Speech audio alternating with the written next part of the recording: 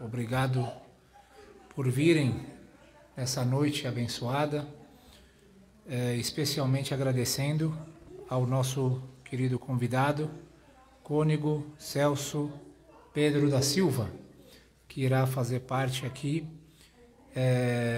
e participar de mais um ciclo de debates entre o sheik e um religioso sobre diversos assuntos em comum, vários temas já abordados nesses encontros, caridade, bondade, enfim. E essa noite será mais um tema muito evidente e claro nas duas religiões, o islamismo e o cristianismo, que é a profecia. Qual que é a posição, qual que é a missão da profecia? Como todos sabemos, Deus enviou os profetas, e esses profetas eram os representantes de Deus aqui na Terra. Então, como é que o Alcorão, como é que a Bíblia enxerga essas pessoas, o valor dessas pessoas, a importância, o que eles representam, por que eles vieram? Nós temos um versículo no Alcorão Sagrado, muito claro, que fala: ó mensageiro, o mensageiro crê no que foi revelado por seu Senhor, e todos os crentes creem em Alá, em seus anjos, em seus livros e em seus mensageiros. Os crentes, os verdadeiros crentes, são aqueles que acreditam em Deus e acreditam também em todos os profetas. E mais, nós não fazemos distinção entre os seus mensageiros. Não há diferença entre nenhum profeta, nenhum mensageiro com outro. Disseram: escutamos e obedecemos. O verdadeiro fiel, o verdadeiro crente é aquele que escuta e obedece. Não fica: escutamos e obedecemos, só anelamos a tua indulgência, ó Senhor nosso, a ti será o retorno. Então, com essa visão, nós iremos começar o debate. Convidaremos o nosso querido padre, cônego, Celso Pedro da Silva, para sentar aqui na mesa, e também para o sheik. E o debate será mais ou menos um tempo de 10 a 15 minutos para cada uma fala, e depois fazemos o encerramento. Muito obrigado. Por favor.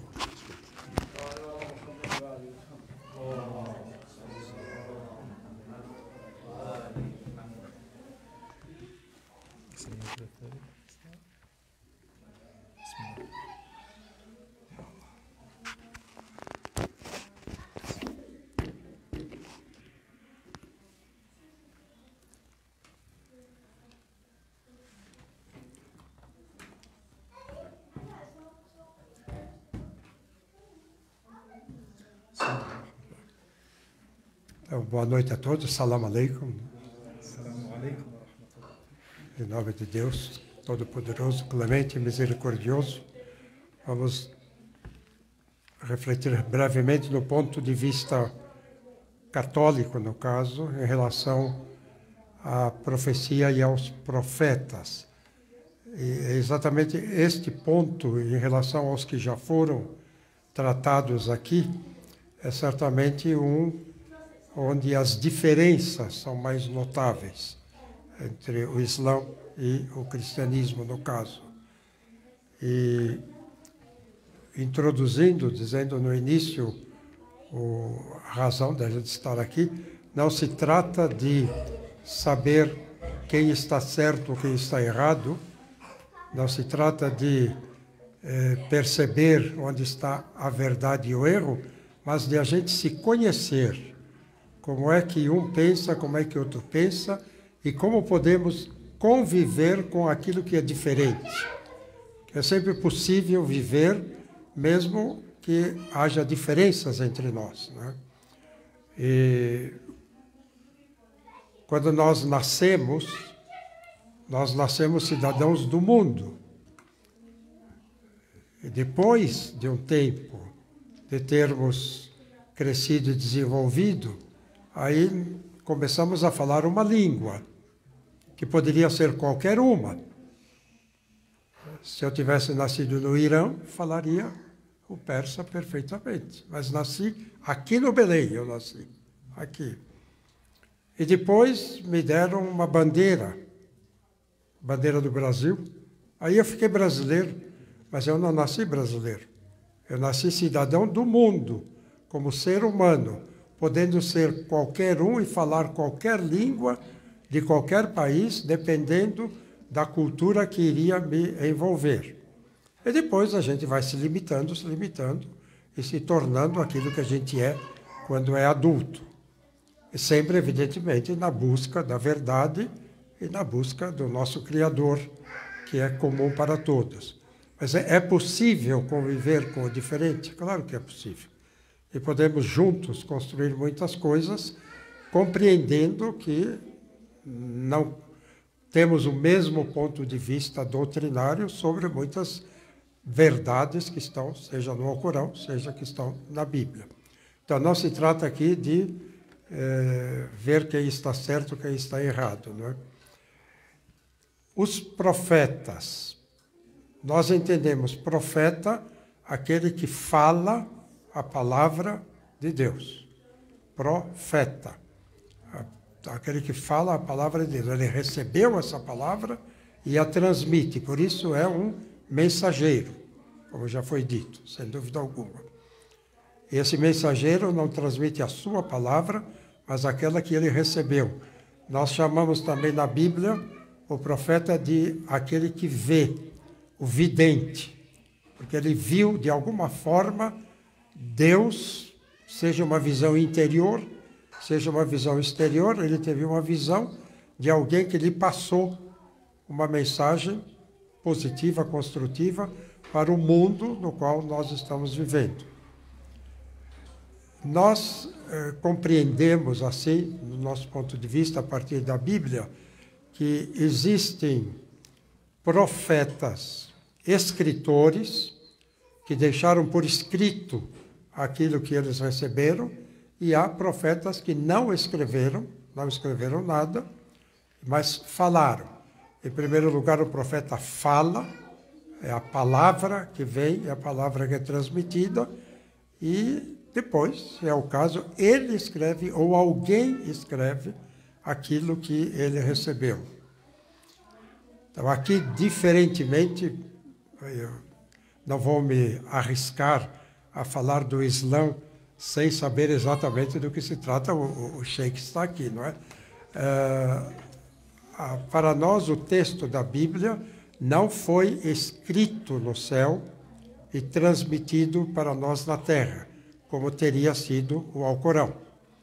Mas ele foi escrito aqui na terra, com a inspiração do Espírito Santo, o Espírito de Deus, e o profeta escreve, ou alguém escreve, transmitindo aquilo que Deus quer passar para as pessoas. Sendo assim, é uma palavra que tem sua fraqueza, porque é uma palavra, como palavra humana. A mensagem é divina, uma mensagem de salvação, mas a palavra que transmite é uma palavra humana. Eu estou falando agora palavras humanas, e falo bem, eu falo mal, uso vocábulos certos ou errados, e vocês que estão ouvindo, ouvem, entendem, podem perguntar e contestar. Nós usamos uma comparação com alguém que quer serrar esta mesa. Para serrar esta mesa, ele usa um serrote. E depois de passar o serrote pela mesa, a mesa está serrada. E eu pergunto, quem foi que serrou a mesa? Fui eu ou foi o serrote? Sem o serrote, eu não sou capaz de serrar a mesa. Com a minha mão, não vou fazer. O serrote sozinho não fará também. Ele precisa da minha mão. Ele precisa de uma causa principal, que sou eu, e ele é uma causa instrumental. Deus é sempre a causa principal. de tudo. E nós somos instrumentos dele. Ele se serve desses instrumentos para passar a sua mensagem adiante. Os profetas todos do Antigo Testamento, chamamos assim a Bíblia hebraica, né? Os profetas do Antigo Testamento receberam uma mensagem e passaram adiante, formando um povo que ouviu ou não ouviu, obedeceu ou não obedeceu, até, na nossa maneira de ver, até chegar à pessoa de João Batista. João Batista foi, para nós, o último dos profetas. O último. Jesus, para os cristãos, não é um profeta. Ele pode ser chamado de profeta, mas não é um profeta no sentido em que os outros são profetas. Ele é mais do que um profeta para nós. E com ele se encerra tudo aquilo que é a revelação. O Islã vai colocar depois Muhammad, Rasul Allah, não? E este Muhammad é alguém que teria sido, se lê no Alcorão, isto eu li, alguém que Jesus anunciou que viria um dia. Na nossa Bíblia isto não consta.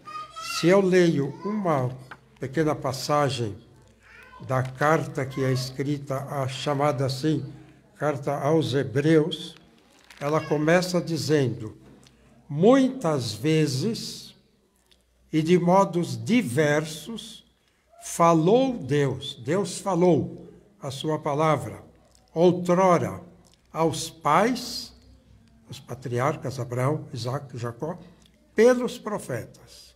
Deus falou de muitas maneiras pelos profetas na antiguidade. Agora, nestes dias que são os últimos, para nós os últimos dias, falou-nos por meio do Filho, a quem constituiu herdeiro de todas as coisas e pelo qual fez os séculos. É ele o resplendor de sua glória e a expressão de seu ser.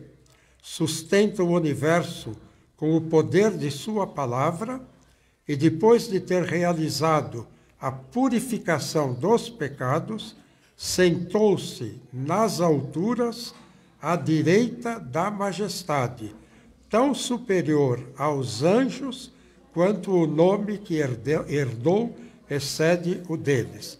O texto fala simplesmente de Jesus, que chamamos de Cristo. Ele não é simplesmente um profeta, ele é, para nós, o Filho de Deus. Deus teria um filho? No nosso ensinamento, sim. Esse filho é a palavra de Deus. Deus fala uma palavra e esta palavra vem até nós.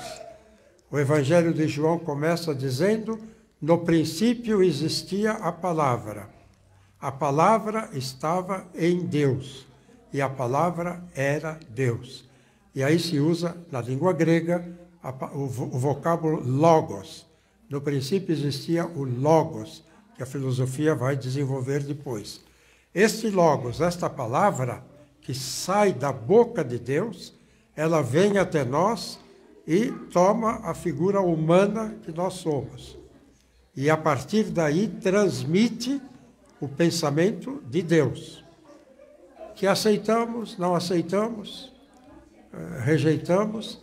Sei que depois vão dizer, Moisés transmitiu a palavra aos judeus, os judeus não foram fiéis. Jesus transmitiu a palavra aos cristãos, os cristãos não foram fiéis. Então ele enviou mais um profeta, que seria Maomé, e aí as coisas todas se congregam numa última profecia, que é transmitida, então aí tudo se encerra. Seria esta a visão islâmica, que não é a nossa visão. A nossa visão termina tudo na pessoa de Jesus, que não é um simples profeta. Eu posso dizer assim, Jesus para nós é Deus. Não que haja dois deuses, três deuses, mas é o mesmo Deus que se fez homem e voltou à sua posição original quando subiu ao céu, lá no Monte das Oliveiras, a semelhança do que se vai dizer de Maomé depois que subiu ao céu também. Esta é, em resumo, o nosso modo de ver. E os profetas são mensageiros de Deus que ouvimos, temos que respeitar o que dizem e obedecer e praticar, porque é a palavra de Deus. Hoje em dia, nós também podemos usar da palavra de Deus para dizer aquilo que Ele quer. E entre nós se diz, não deixe morrer a profecia. A profecia fala o que Deus quer sobre o que está acontecendo agora. No mundo de hoje, no Brasil de hoje, há uma palavra de Deus que tem que dizer onde está a verdade e onde não está a verdade. Onde está a justiça, onde não está a justiça. Então a profecia continua viva em nós, que podemos também ser mensageiros, de alguma forma, né, daquilo que Deus quer que seja transmitido. Obrigado, Sheikh.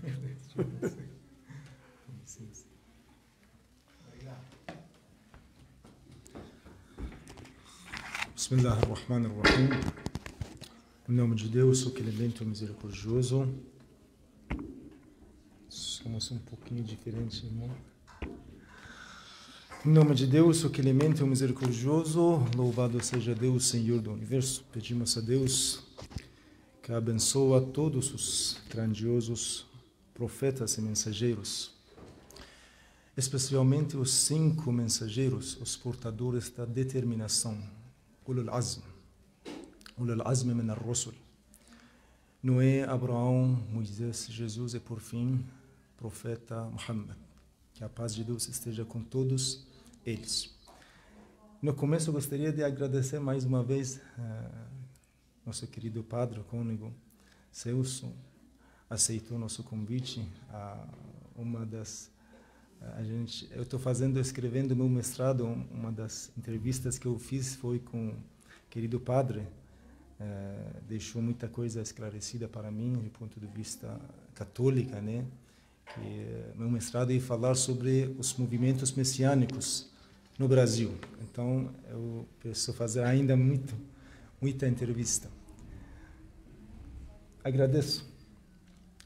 Sobre a questão da profecia na religião islâmica, como o irmão querido Nasser no começo falou, de um ponto de vista, de um sentido, nós falamos lá no nufarriqu bayna ahadin min rusuli. Para nós, muçulmanos, não há nenhuma diferença entre todos os profetas.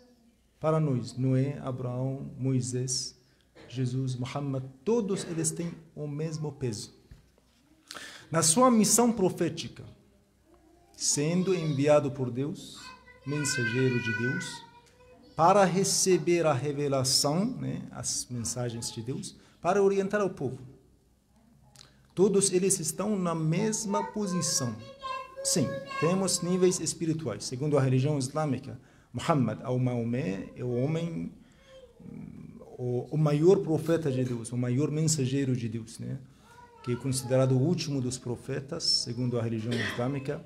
Jesus Cristo teve um livro chamado Evangelho, o que nós temos no Alcorão Sagrado chamado Al-Injil, Evangelho. Não tem nada a ver com o Novo Testamento, que hoje em dia os irmãos cristãos usam como livro sagrado, né? O Evangelho, segundo, do ponto de vista dos muçulmanos, infelizmente o povo cristão perderam, né, esse livro sagrado. E depois do profeta Jesus Cristo, alguns dos seus discípulos e ainda algumas pessoas, alguns anos depois segundo a ideia dos cristãos, depois da crucificação e depois da ressurreição do profeta Jesus, algumas pessoas começaram a escrever algumas coisas relatando, né, os fatos da história do profeta Jesus, e eles foram reunidos como um livro sagrado para a comunidade cristã. Mas, segundo a religião islâmica, isso é muito diferente. Então, o Evangelho, segundo o Alcorão Sagrado, uma das mensagens principais do Evangelho do profeta Jesus Cristo era anunciar sobre a vinda do último dos profetas, que seria Muhammad. Temos um livro chamado Muhammad na Bíblia, Maomé na Bíblia. O escritor, né, tenta reunir muitos versículos da Bíblia para provar que Muhammad, já o nome dele existe na Bíblia, né? Ele compara, por exemplo, a linguagem original da Bíblia, a linguagem grega ou aramaica e outras línguas que tem, e até mesmo ele... é bom ler esse livro. Por exemplo, ele fala, o nome do profeta já existia no livro sagrado dos cristãos e dos judeus, só que eles... É muito interessante. Eles traduziram o nome do profeta. O nome do profeta nós podemos traduzir como consolador, como louvado, louvo, glorificação, tem vários significados. Ahmed, aquele que louva, glorifica. Então, é assim que funciona segundo a religião islâmica. Sobre a escolha dos profetas, no Alcorão Sagrado nós temos Allahu yastafi min al-malaikati rusulan wa min an-nas inna Allaha sami'un basir. Deus escolhe os mensageiros entre os anjos e entre os humanos, porque ele é oniouviente, onividente. Isso seria a ideia que a religião islâmica deixa. Quem escolhe os profetas é Deus. Ou seja, nós não podemos se reunir como uma comunidade para escolher uma pessoa como nosso mensageiro. Ou seja, a profecia seria a manifestação da vontade de Deus em uma pessoa, como o enviado dele, por parte dele, para levar sua mensagem, para receber a mensagem, que será transmitida como uma revelação, para orientar o povo de Deus, para orientar a nação de Deus. Isso um pouco falando sobre o Velho Testamento. Tem um grande sábio do povo judeu chamado Musa ibn Maimun. Ele fala que a profecia pode ser tirada de alguns profetas, né? Então, a profecia não é uma missão continua, né? Uma coisa que sempre está com profetas. Isso é uma diferença que nós temos na religião islâmica, pelo menos com a religião judaica. Os muçulmanos acreditamos que quando Deus escolhe alguém como mensageiro, isso nunca vai ser tirado dele. Ou seja, ele será escolhido como mensageiro, vamos falar assim, vai ser escolhido como mensageiro de Deus e vive assim. E uma outra coisa que nós podemos falar sobre a questão da profecia, que é extremamente importante.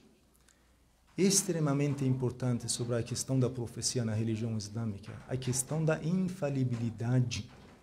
Nós acreditamos que todos os profetas, desde Adão até o último deles, Muhammad, eram pessoas infalíveis. Por isso mesmo, nós não encontramos no Alcorão, estamos falando sobre a profecia no Alcorão Sagrado. No Alcorão Sagrado, quando Deus conta para nós a história dos profetas, nós não encontramos as histórias que temos, por exemplo, no Velho Testamento, sobre o profeta Davi ou sobre o profeta Salomão. Os profetas são conhecidos como exemplos da humanidade. Sobre a questão da infalibilidade, muito interessante, nós temos 5 palavras, que são palavras muito nobres no Alcorão Sagrado, sobre a questão do nível espiritual alto dos profetas. Em primeiro lugar, mukhlas. Mukhlas quer dizer purificado por Deus. Sabem a história do Lúcifer, do diabo, que é muito diferente. Eu estava hoje pesquisando sobre os versículos que nós estamos sobre o diabo, sobre o Satanás no Alcorão Sagrado. Já acendeu uma chama na minha cabeça. Que é bom convidar uma pessoa, né, um especialista, para falar sobre essa personagem, sobre Lúcifer, sobre o diabo, no Alcorão e na Bíblia. É muito, muito diferente. Diabo, para os irmãos judeus, era um anjo que começou uma briga com o reinado de Deus. Ele foi expulso. A história não é contada assim no Alcorão Sagrado, mas temos aqui 3 versículos.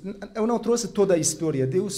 O diabo fala para Deus: disse Satanás, por teu poder que os seduzirei a todos. E continua, exceto entre eles os teus servos sinceros, mukhlasin, aqueles que são protegidos por você. E Deus fala, disse-lhe, Deus, esta é a verdade e certamente que lutarei o inferno contigo e com todos aqueles que te seguirem. O diabo é o local a morada, né, do inferno, e aqueles que seguem ele, tomam ele como Senhor. Nessa parte, os interpretadores do Alcorão Sagrado, muitas palavras do profeta, fala, o diabo não consegue tentar quem? Mukhlasin, aqueles que são protegidos por Deus, que são profetas. E outra palavra que Deus utiliza é mutahhar. Também tem significado de purificado por Deus, mas de uma forma espiritual. Não é somente mais protegido por Deus. Está na proteção de Deus, purificado por Deus. A vontade de Deus veio para purificar o coração deles. O versículo mais famoso sobre esse assunto seria إِنَّمَا يُرِيدُ اللَّهُ لِيُذْهِبَ عَنْكُمُ الرِّجْسَ أَهْلَ الْبَيْتِ وَيُطَهِّرَكُمْ تَطْهِيرًا, que falou sobre a família profética, que são continuadoras da tradição do profeta Muhammad, que são os verdadeiros ilegítimos sucessores do profeta Muhammad. Deus fala, Deus só deseja afastar de vós a abominação, ó membros da casa, bem como purificar-vos integralmente. Outra palavra seria Mustafa, Mustafain al-Akhyar. Deus, quando fala sobre a pessoa do profeta Abraão, Isaac, Jacó, Deus está falando, em verdade, junto a nós, contam-se entre os eleitos e preferidos. E continua mencionando o nome do profeta Ismael, Aliasa, não sei como traduzir em português, Wad al-Kefl, não sei como traduzir, somente eu sei em árabe. Outra palavra, Ishtaba, que seria o eleito. Akhyar também tem o mesmo significado, também Deus utiliza no Alcorão Sagrado. É bom ler a tradução desse versículo, que também é muito interessante. Deus fala, eis aqueles que Deus agraciou dentre os profetas, da descendência de Adão, os que embarcamos com Noé, descendência de Abraão e de Israel, que encaminhamos e preferimos sobre os outros, os quais, quando lhes são recitados os versículos, totalmente prostram-se em prantos. Contritos em prantos, desculpa. Uma outra questão que eu, na verdade, vou finalizar pouco a pouco com essas mais duas questões que nós temos sobre a profecia no Alcorão Sagrado, sobre o número dos profetas. Segundo a tradição islâmica, Deus enviou 124 mil mensageiros, mas somente 25 pessoas são mencionadas no Alcorão Sagrado. Os profetas que são mencionados no Alcorão Sagrado são Adão, Noé, Idris, Hud, Saleh. Hud e Saleh não existem na Bíblia. Abraão, Ló, Ismael, Yasa, Del-Kefl, Elias, Jonas, Isaac, Jacó, José, Jetro, Moisés, Arão, Davi, Salomão, Zacarias, João, Ismael, Jesus e, por fim, Muhammad. E tem muitas pessoas na Bíblia que, segundo a religião islâmica, não são considerados profetas. É uma coisa muito interessante. A palavra profeta na Bíblia pode ser utilizada para outras pessoas ainda. Justamente, vamos falar assim, de uma forma bem simples. Aquele que consegue profetizar, aquele que consegue falar algo sobre, vamos falar assim, algo que vai acontecer no futuro. Essa pessoa é conhecida, chamado de profeta. Mas no Alcorão Sagrado, essas pessoas não são chamadas de profeta. Profeta é aquele que recebe a mensagem de Deus e tem uma missão para orientar o povo. Então, temos muitas pessoas na Bíblia que são considerados profetas, mas no Islã não. No Alcorão Sagrado não são considerados. Sobre duas pessoas que são muito importantes para irmãos queridos, especialmente judeus, e ainda esses dias para os evangélicos, os cristãos evangélicos, a pessoa do Davi e Salomão, que o lado de ser rei é mais importante que ser um profeta. Para nós é diferente. Eles, antes de serem reis, do povo judeu eram profetas de Deus. Algumas coisas que eu trouxe no Alcorão Sagrado sobre Davi e Salomão, Deus, quando quer apresentar o profeta Davi e Salomão, utiliza esses termos, muito interessante. Sucessor de Deus na terra, sábio, prudente, muito devoto, sincero, aquele que tem conhecimento profundo, um servo grato e poderoso. Quando Deus quer apresentar esses dois profetas, Davi e Salomão, fala assim sobre eles. Então, como nós falamos, no islamismo, o que é muito importante sobre os profetas, para iniciar a missão dele, seria a questão da infalibilidade. A questão da infalibilidade já é apresentada por diversas formas. Deus utilizou diversas palavras para apresentar a questão da infalibilidade dos profetas. Por isso mesmo, no Alcorão Sagrado, nós não encontramos essas histórias que existem no Velho Testamento, né, o livro sagrado Torá, o livro sagrado dos judeus, especialmente, sobre, por exemplo, o profeta Davi, que infelizmente relataram ele cometeu adultério, o profeta Salomão, no final da sua vida, deixou de ser, vamos falar assim, judeu crente, e morreu descrente. E sobre o profeta Ló, que tem algumas histórias que as filhas dele deixaram ele embriagado e fizeram o que elas fizeram. Essas coisas no Alcorão Sagrado não existem. Os profetas no Alcorão Sagrado sempre são relatados de muita nobreza, de muita virtude. Antes de serem profetas, antes de serem mensageiros de Deus, são conhecidos como os exemplos da humanidade. Você pode pegar a vida do profeta Davi ou qualquer um dos profetas como seu exemplo da vida. Então, tudo que eles fizeram, tudo que eles falaram, são os ensinamentos para a vida dos muçulmanos.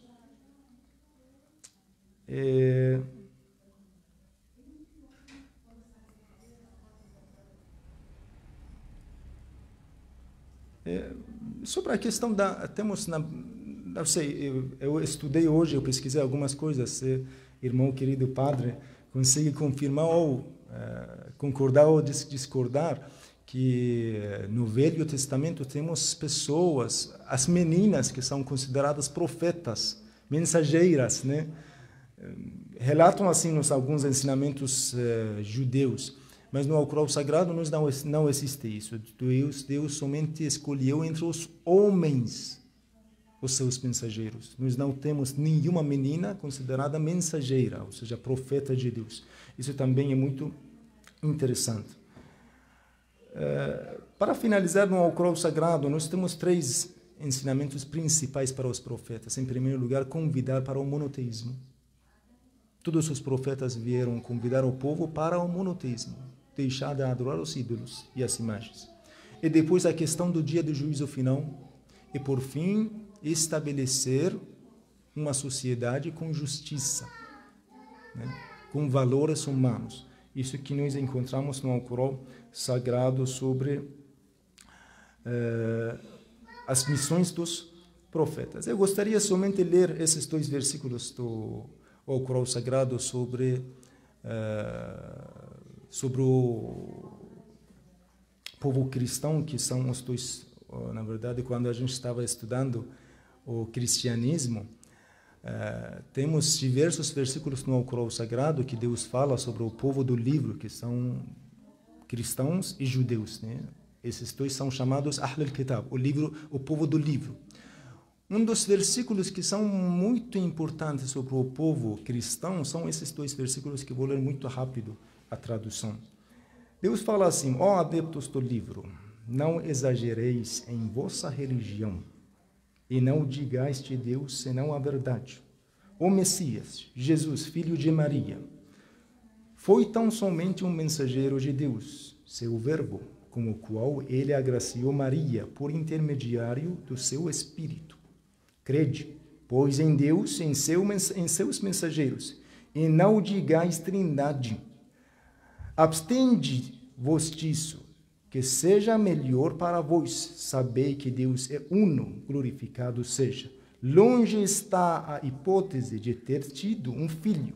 A ele pertence tudo quanto há nos céus e na terra, e Deus é mais do que suficiente guardião. O Messias não desdenha ser um servo de Deus, assim como tampouco o fizeram os anjos próximos de Deus. Mas quanto àqueles que desdenharam a sua adoração e se ensoberbeceram, ele os consagrará a todos ante si. Temos mais versículos, mas esses 2 versículos são mais importantes. No fim, eu gostaria de agradecer mais uma vez.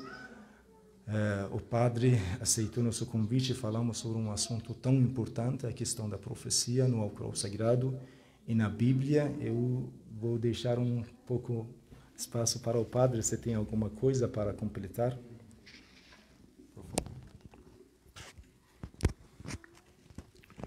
Só queria, perfeitamente de acordo com aquilo que está sendo dito, e esta última citação, há uma diferença aí de afirmação, evidentemente. Então, nós, na nossa profissão de fé, aceitamos também, você usou a palavra infalibilidade, né? Nós usamos muitas vezes inerrância para dizer não há erros. Tudo é certo, tudo é verdade. Também afirmamos a mesma coisa, mas a inerrância ou a infalibilidade naquilo que diz respeito à salvação. Como para nós, o profeta, e vem todas as histórias que o Sagrado Alcorão não conta, não é? Da vida de cada um deles, tem muita coisa humana, muito erro, muito pecado, Davi, etc. Então, a palavra é transmitida por meio de pessoas concretas que podem se converter ou não. Mas a palavra transmitida é a verdade de Deus e ela leva para a salvação. O profeta, quando escreve, pode cometer erros também de linguagem. Há erros de linguagem, muitas vezes, no texto hebraico e no texto traduzido também, que precisa ser compreendido, porque é um ser humano que está escrevendo.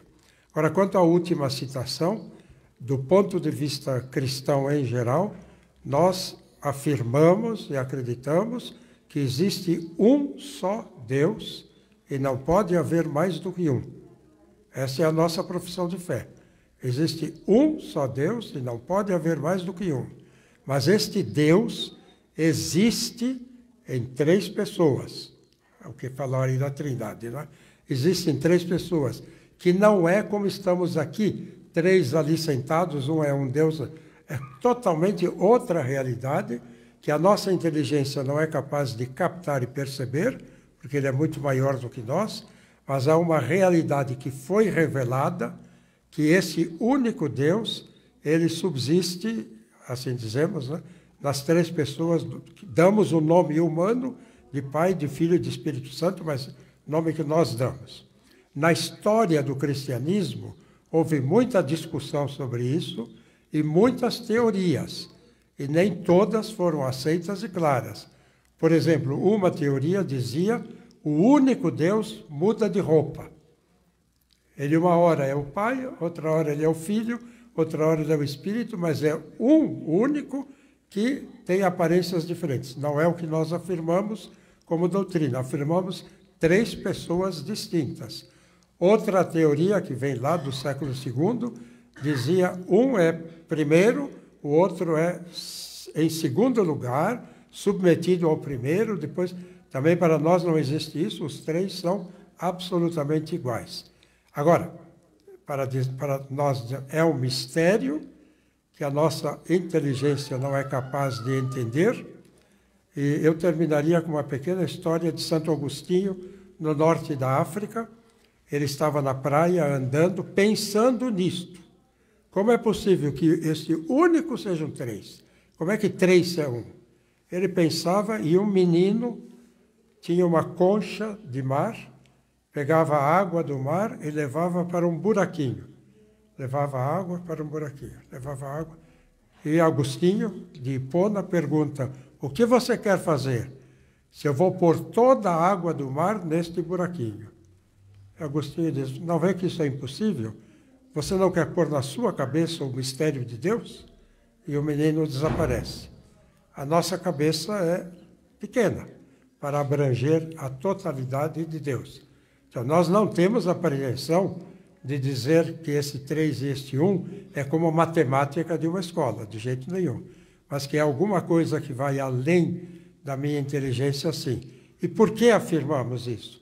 Porque para nós está revelado na Bíblia, né? Está assim revelado. Quem me vê, vê o Pai, diz Jesus. Quem me vê, vê o Pai. Bom, eu fiz doutorado em Sagrada Escritura, lá em Jerusalém, me formei.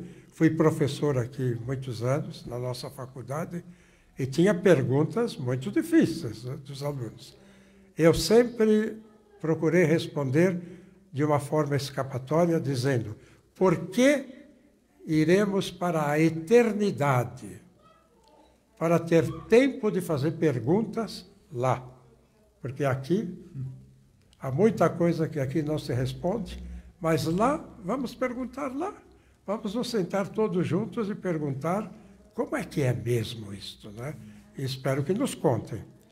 Eu vou acrescentar uma coisa. Quando o Sheik me procurou, eu disse a ele que aceitaria com uma condição. Lembra? Sim.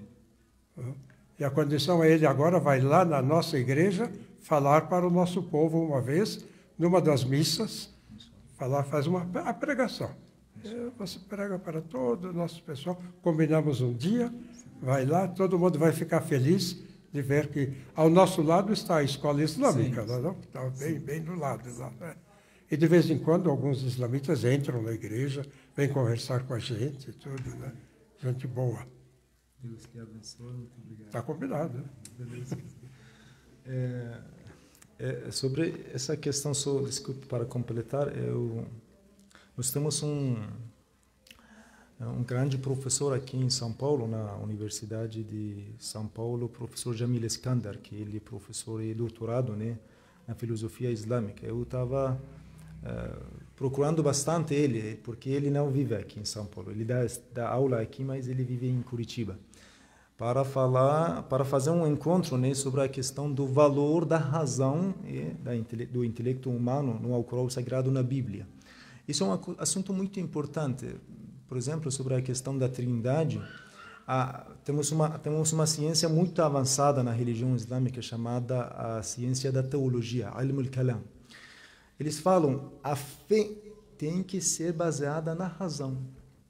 A teologia, em primeiro lugar, fala: não precisa abrir o Alcorão Sagrado. Eu estudei a teologia por 4 anos, 3 e um pouco. Um dos primeiros principais: Deus é único, tudo bem, não precisa, está no Alcorão Sagrado. Isso é um pouco diferente do ponto de vista que nós temos na religião islâmica sobre a questão de Deus, né, o monoteísmo, a trindade e as coisas que nós temos ao redor de Deus Altíssimo. Por fim, eu agradeço bastante. Muito obrigado por ter vindo, aceitado o nosso convite. Inshallah, vamos ter mais um encontros entre religiosos, para aproximar mais, para ter uma compreensão mútua, o que é mais importante. Inshallah, em breve vamos ter mais um encontro. Inshallah. Que Deus abençoe todos vocês. Agradeço a presença de todos vocês. Assalamu alaikum wa rahmatullah. Shukran. Shukran.